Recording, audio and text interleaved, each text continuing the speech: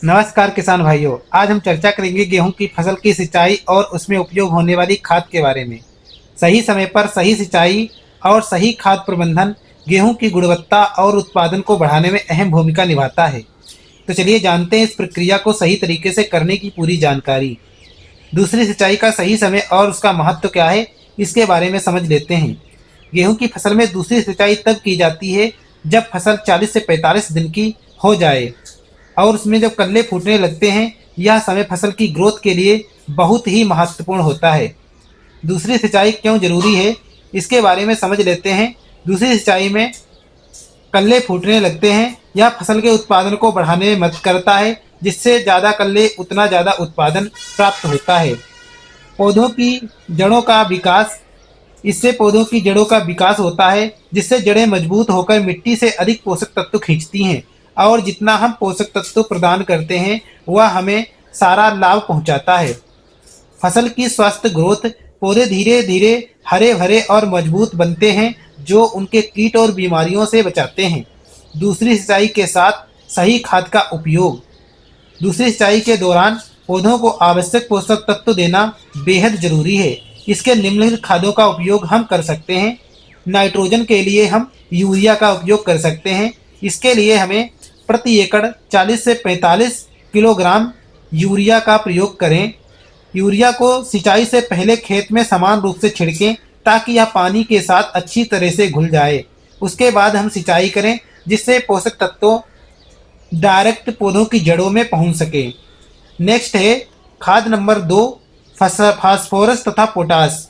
इसके लिए हमें डीएपी और एमओपी यानी कि म्यूरेट ऑफ पोटास का प्रयोग करना चाहिए। अगर पहली सिंचाई में फास्फोरस और पोटास नहीं दिया है, तब इसका उपयोग बहुत आवश्यक हो जाता है। डीएपी के लिए हमें 10 से 12 किलोग्राम प्रति एकड़ और एमओपी 8 से 10 किलोग्राम प्रति एकड़ डालें। जब जड़ों का पोषण देगा और पौधों की मजबूती बढ़ाएगा। जिंक और सल्फर का प्रयोग। खाद नंबर 3 है जिंक और सल्फर का प्रयोग। फसल में जिंक और सल्फर की कमी को पूरा करने के लिए बाजार में उपलब्ध जिंक सल्फेट 10 किलोग्राम प्रति हेक्टेयर की दर से हम छिड़काव करें। यह स्प्रे द्वारा हमें करना चाहिए, जिससे पौधों का हरा भरा बनाता है और दाने की गुणवत्ता में सुधार होता है। नेक्स्ट है जैविक खाद या गोबर की खाद या कंपोस्ट का प्रयोग कर सकते हैं। जैविक खाद का प्रयोग हमें तब करना चाहिए जब गेहूं की बुवाई करते हैं। बुवाई से पहले ही इसका प्रयोग किया जाता है, जो कि हम अब नहीं कर सकते हैं। खाद डालने की सही तरीका क्या है और इसकी सावधानियां समझ लेते हैं, क्योंकि यह बहुत ही आवश्यक है। खाद डालने की विधि क्या है।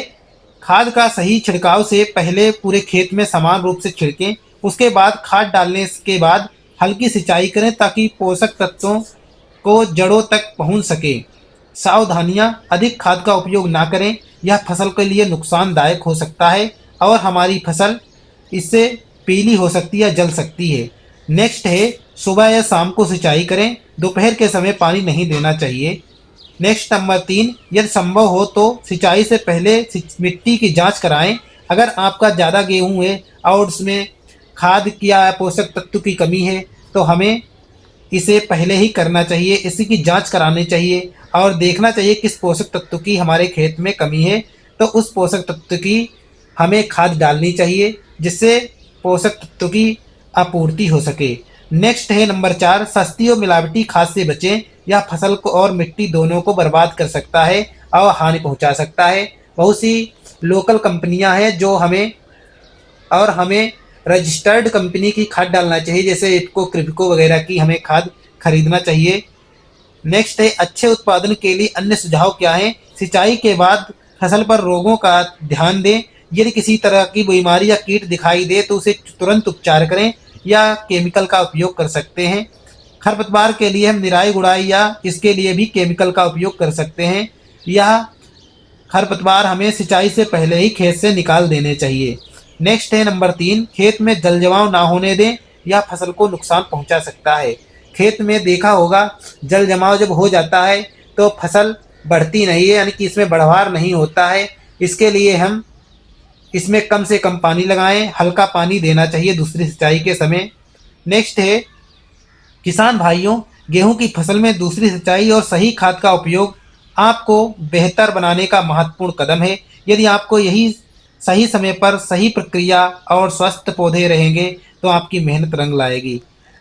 आप सभी को खेती के इस महत्वपूर्ण चरण के लिए ढेर सारी शुभकामनाएं। खेती से जुड़ी किसी भी जानकारी के लिए हमसे संपर्क करें और इसी प्रकार के अन्य वीडियो देखने के लिए चैनल को सब्सक्राइब करें, बेल आइकन को प्रेस करें ताकि आने वाली वीडियो की सूचना मिलती रहे। जय जवान जय किसान।